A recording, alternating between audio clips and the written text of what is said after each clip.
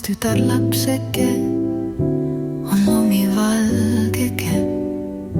Tal juuksed mustad nagu öö, kuid helepalgeke. Kui muretu ja rõõmsameelne oli lapsepõlv ja heledamast heledam ta kohaldava võlv. Lõmm otsas sai, kui ilmus majja eel ja võõras naine. Tal süda kalk ja mürgine, kuid ilus ebamaine. Ei saanud seda sallida, et kasu tütark enam. Kaks iludust ei mahtunudki ühte majja enam. See kuri naine kasu tütart nõnda palju vihkas. Ta rahu ei saanud päeval öelda, neiu surma ihkas. Nii kasu ema tahtes sattus neiule andes suurde ja saitus tahtis, et ta juudis pöial poiste juurde.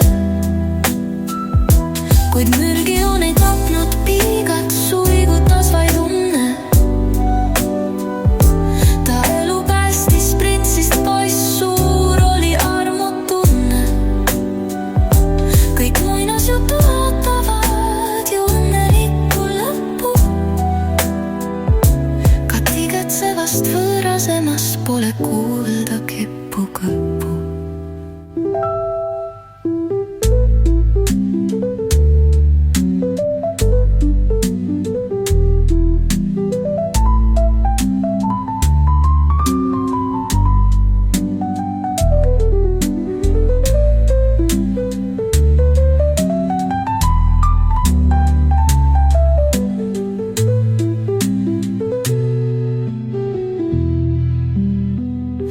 Kuid mürgi on ei tapnud piigat, suigutas vaid unne.